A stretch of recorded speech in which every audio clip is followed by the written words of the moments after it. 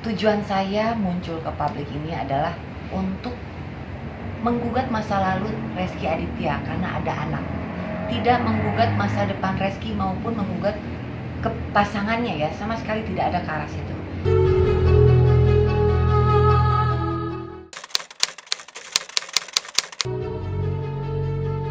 Oke, Mbak Winnie sampai akhirnya memutuskan untuk memberanikan diri keluar di media. Kemarin kita sempat lihat kamu warang diri di podcast, tapi sekarang memberanikan keluar di layar kaca di TV. Ya. Pertimbangannya. Insya Allah kan besok saya untuk sidang perdana gitu kan. Saya sidang perdana. Jadi saya juga harus harus prepare untuk sama lawyer saya untuk mempersiapkan jadwal sidang besok. Jadi mungkin saya pikir ini untuk tampil TV boleh lah. Udah saatnya ya. Iya. Oke. Seperti apa sih perasaannya walaupun pertimbangannya berat ketika muncul di podcast?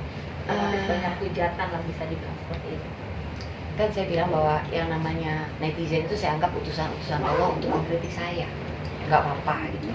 Selama saya tidak terbawa emosi, saya masih bisa ambil positifnya. Jadi buat saya nggak terlalu concern sama netizen yang bicara tidak mendukung ya. Karena saya lebih ngumpulin energi saya buat yang positif aja sih Mbak. Gitu. Ini bisa dibilang sampai titik darah penghabisan kalau untuk urusan soal anak. Iya. Kalau untuk anak pasti saya akan sampai titik darah penghabisan.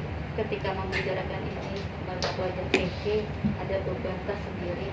Sebegitu beratnya kamu sendiri. Sedih saya. Jadi sebenarnya di umur segini kasihan dia harus menanggung ini, tapi semoga Keke jadi anak yang kuat, lebih kuat daripada ibunya dan lebih baik daripada ibu.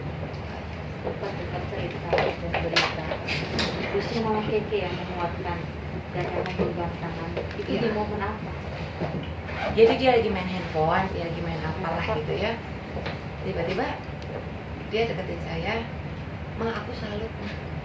Mungkin dia dengar saya telepon saya lagi dihujat banyak orang, dia cuma ngomong itu tanpa penjelasan aja. Tapi dia respon apa? Gimana tuh? Diam. Kadang-kadang emang Kiki itu suka tiba-tiba nyelutuk sesuatu yang seperti orang dewasa gitu. Tapi dia kuat sih, alhamdulillah dia kuat. Berarti dia tahu lah sekarang saat ini banyak yang membicarakan dia tentang dia gitu kan ya. Tapi Keke nggak pernah komunikasi, dan saya juga tidak mengajak khusus untuk komunikasi hal ini ya. Buat saya belum pantas umurnya sebetulnya gitu kan. Nanti saya akan coba ajak bicara pada saat dia pas umur. Karena dia tidak pernah kekurangan kasih sayang dari seorang ibu. Oke, di luar sana selalu menghujat dan menjudutkan dirimu gitu kan. Kenapa baru muncul ya kan? Sampai ada nominal yang tertulis 17,5. Lagi-lagi itu yang diungkit. Lebih ditegaskan lagi Saya bahwa ini tegaskan sebagai ya Mbak, untuk urusan nilai tidak dapat 1 sen pun dari Rezky, tidak ada masalah. Gitu. Jadi boleh dicatat kalau ada yang bilang saya serakah, tidak dapat 1 sen pun tidak ada masalah. Kita sama-sama ngikutin jalur hukum yang ada di Indonesia, bagaimana prosesnya, bagaimana pembuktiannya sesuai dengan ilmu pengetahuan atau DNA, itu aja sih. Karena dari awal yang aku kejar kan cuma tes DNA ini. Oke, Mbak Weni kan besok sidang perdana nih. Persiapan Mbak Weni apa sih kalau berdatang? Saya doa aja, minta yang terbaik sama yang kuasa, itu aja sih. Tapi hadir kan hadir. Insya Allah datang. Yang membuat Mbak Weni hadir apa? Ya, saya harus Mempersiapkan datang, saya harus datang. Bahwa saya ada, tidak fiktif kan lagi-lagi. Dan saya mau bertanggung jawab untuk ini dengan saya datang. Insya Allah saya datang. Oke, kalau ini saat terakhir lebih ditegaskan buat membungkam semua komentar netizen. Dirimu hadir, muncul hanya untuk minta apa dan tidak menggubris masa yang sekarangnya Rezky. Ya, jadi sekali lagi tujuan saya muncul ke publik ini adalah untuk menggugat masa lalu Rezky Aditya karena ada anak. Tidak menggugat masa depan Rezky maupun menggugat ke pasangannya ya, sama sekali tidak ada ke arah situ. Jadi kalaupun saya tegaskan, kalaupun tidak mendapat 1 sen pun tidak ada tanggung jawab, tidak ada masalah. Dan itu mengenai tanggung jawab atau tidak kan kita buktikan juga di pengadilan. Cuman buat saya pribadi tidak ada masalah. Itu aja sih. Saya minta dia pengakuan secara ayahnya aja, ayah biologisnya. Oke, sebelum muncul ke ranah media, ke publis gitu kan, sempat kan dirimu melakukan jalan secara keluargaan musyawarah. Bisa sedikit cerita perjalanan yang musyawarah keluarga ini?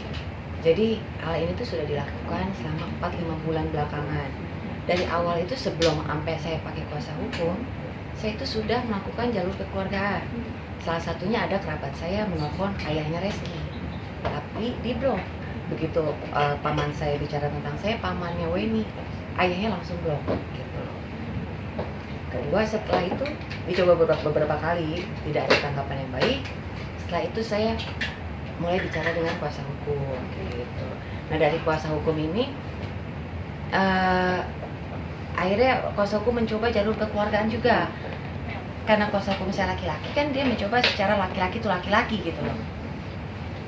Ayo bicara, lebih enak bicaranya, maksudnya kalau untuk mengakui apa bagaimana secara laki-laki kan, tapi juga tidak ada tanggapan, bahkan pihak sana nggak mau ketemu. Setelah itu baru ada klarifikasi, surat klarifikasi dari kuasa hukum, tidak ada tanggapan, baru somasi gitu aja sih. Jadi kita tidak sembarang melakukan langkah hukum, tapi kita juga dengan langkah-langkah kekeluargaan terlebih dahulu dan lain-lain.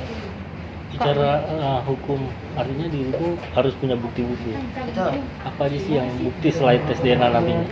Jadi bukti-bukti itu dalam kasus itu kan ada 2, saksi dan foto gitu kan. Tapi yang paling penting di kasus ini adalah menurut kuasa hukum saya ya, itu adalah tes DNA. Saksinya siapa aja kalau betul? Ada, nanti lihat nanti ya. Di sekeliling Dari keluarga saya juga ada. Karena untuk saksi sebetulnya banyak, Mas. Banyak yang bisa dijadikan saksi karena lingkungan kantor saya tahu, lingkungan teman-teman saya tahu tentang hal ini. Kalau ini sempat orang mengira pihak sana, khususnya seorang Reski dia adalah laki-laki yang bertanggung jawab, laki-laki yang kalem. Ternyata secara nggak langsung dia sedikit memberikan kamu efek negatif, bisa dibilang gitu ya. Ya itulah hobinya dia yang sampai akhirnya kamu terpuruk.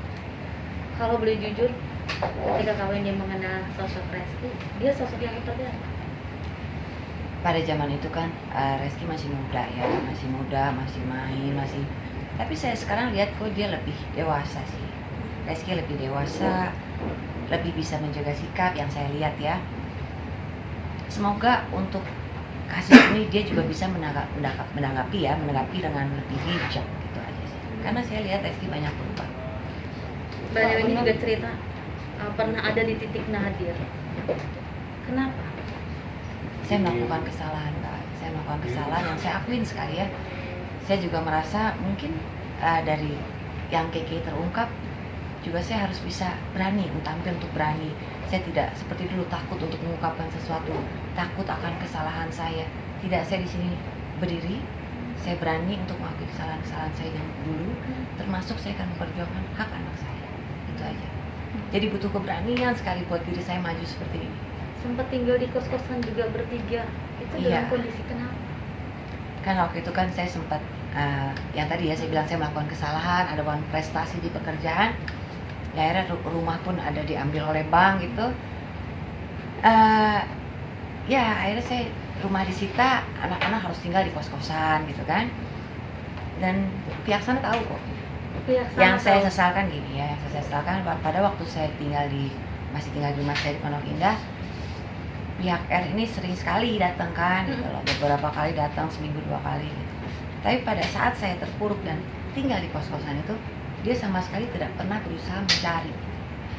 Sama sekali tidak pernah bertemu ataupun datang? Enggak, gitu.